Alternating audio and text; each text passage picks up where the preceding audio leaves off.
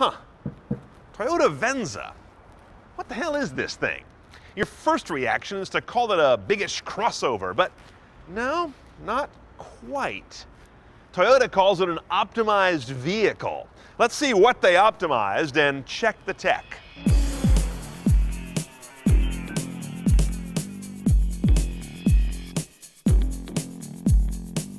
Now inside, the Venza is nothing if not spacious. That's the first impression you get.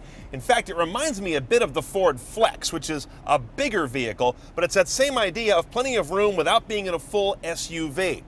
All Venzas, no matter how they're equipped, have that little, 3-inch multi-function display up there, and that shows you all kinds of information about the vehicle status.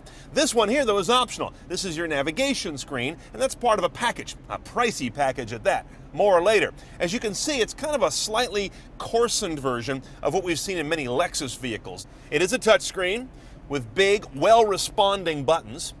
It offers live traffic information, which is nice. Or you can control the nav system via voice command. Please say a command such as go home, destination, phone, audio, or command list. Now, as you can see, it does one of my favorite things. It gives me a list of what I can say that it will understand. That's smart.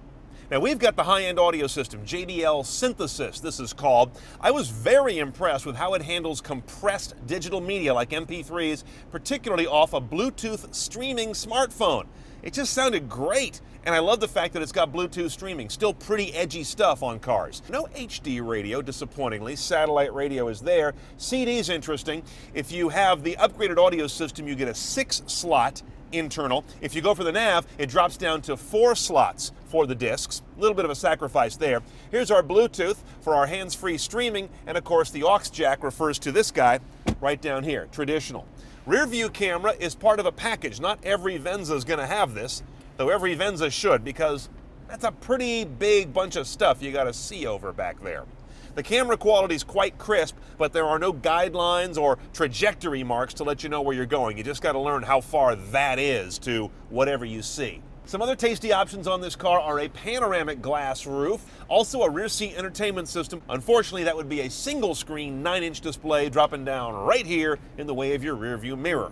Now, we're in the V6 Venza. There's also a 2.7 liter 4, but I'd hate to step down from this power plant because it moves the Venza very well without any fuss or having to spin up the engine or row the gears. Just put the one choice only 6-speed auto in drive and press the pedal on the right. 268 horsepower and 246 foot-pounds of torque result. MPG is a pretty good 1926. You can slap the shifter over to the left to get into a manual gear mode. It does add more responsiveness, but it kind of seems like asking a guy in a suit to run. It's a quiet car with the imperfections of the road rather well damped out without feeling like a wallowing beast.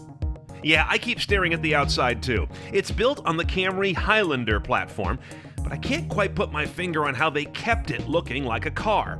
I think if the side window arc were arched, it would look just like an Infiniti FX and then be squarely in that truckier territory of crossovers.